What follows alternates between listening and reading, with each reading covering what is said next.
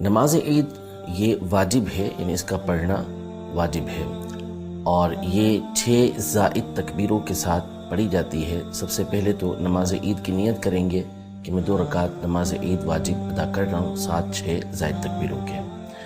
اللہ اکبر کہنا ہے، امام صاحب اللہ اکبر کہیں گے، قریبی اللہ اکبر کہے گا، ہاتھ اٹھا کر اس نے باندھ لینے ہیں، اور اس میں ثنا جو ہم عام روٹین کے اندر نماز میں پڑھتے ہیں وہ ثنا سب نے پڑھنی ہے، امام صاحب بھی پڑھیں گے اور مقتدی بھی پڑھیں گے۔ پھر اس کے بعد تکبیر کہی جائے گی، اللہ اکبر کہہ کے ہاتھ اٹھانے ہیں اور ہاتھ چھوڑ دینے ہیں۔ پھر تکبیر کہی جائے گی تو ہاتھ اٹھانے ہیں اور چھوڑ دینے ہیں۔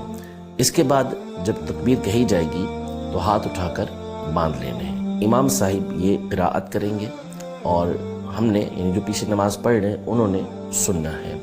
قراءت کرنے کے بعد جیسے روٹین کے مطابق رکعت پوری کی جاتی ہے، رکوع کیا جاتا ہے، قومہ کیا جاتا ہے، سجدے میں جایا جاتا ہے، اسی طرح اسے مکمل کیا جائے گا، اور دوسری رکعت کی ابتدا کی جائے گی۔ تو دوسری رکعت میں امام صاحب قراءت سے ہی ابتدا کریں گے۔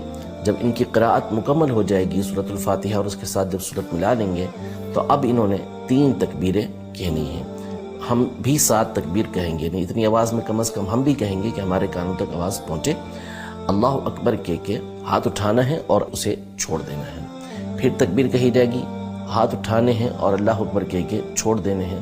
پھر تکبیر کہی جائے گی، ہاتھ اٹھانے ہیں، اللہ اکبر کہہ کے چھوڑ دینا ہے۔ تینوں تکبیروں میں ہاتھ اٹھانا ہے اور ہاتھ اٹھا کر چھوڑ دینا ہے۔